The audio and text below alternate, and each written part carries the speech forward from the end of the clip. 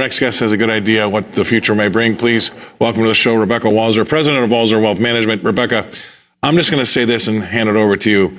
But one thing I'm getting sick and tired of doing, and I've been doing this all year, it seems like, every stat I bring up has been the worst in 40 years, or the worst in 52 years, or the worst since 1986.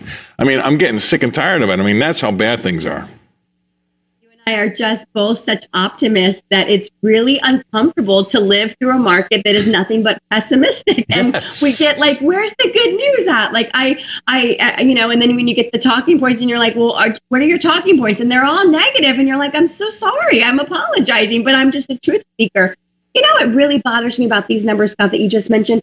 Why is the United States the worst since 1982, but Europe isn't since 2004 and Singapore since 2007? Why is America back in the 80s and everyone else is at least in this decade? What's going on? Why did America attack our capabilities to refine what we need to run our country so much that now when we're in a crisis, we have a supply chain problem, where China continues to follow their COVID zero policy, which is unworkable in any industrial world in the country in the world. That is an unworkable policy. They will not let go of.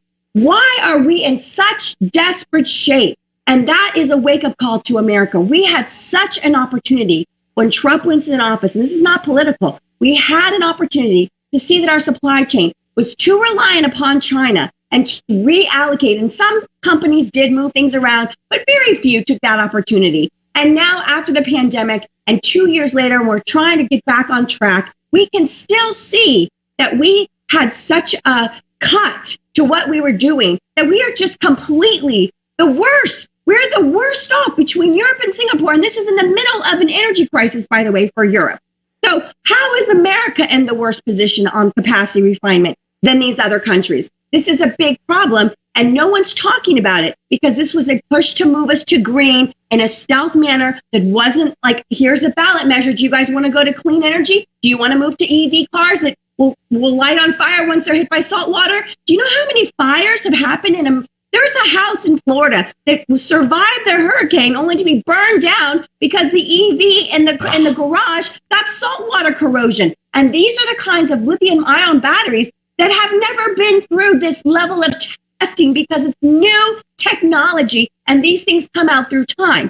So now we have to worry about fires in Florida where there was a saltwater surge on all of electronic vehicles. These are the things that happen when you push technologies without true understanding of the American public and the people being on and behind your movement. And this is what they're doing. I mean, you said it better than I could probably. I'll just add to your argument a little bit here. Number one, you're right.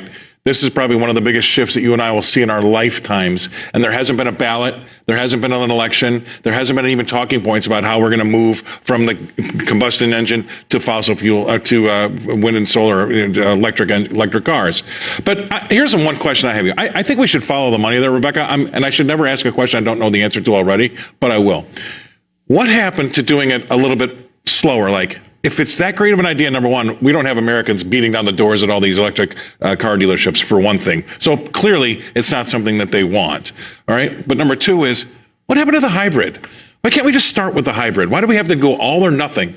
Everything's got to be, get rid of combustion 100%. The hybrid would be a great interim step over the next 10 or 15 years, Mr. Newsom. Instead of mandating in 2035, it's all going to be electric. I don't understand. There's something up with this big push for something none of us have asked for.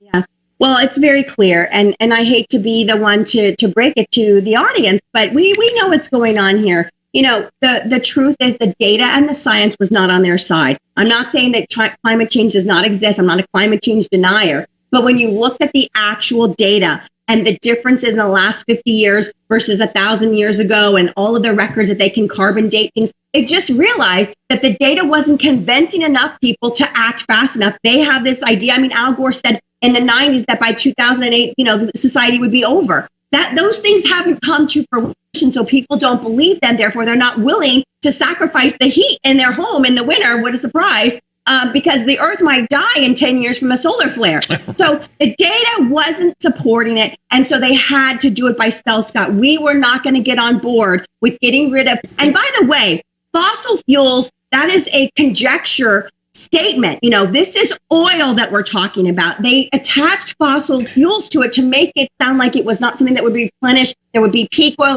We would run out of oil at some point. And all of their logic and all of their logic relies on scarcity, the planet burning up, and the data just isn't alarming enough to support that. All of these conclusions, as much as they want to say the data and the science is settled, it is not settled. There are a lot of people that do not believe our Earth is going to collapse under the weight of 8 billion people that live here. What's going to be alarming enough, though, is going to be people that really freeze to death in Europe this year.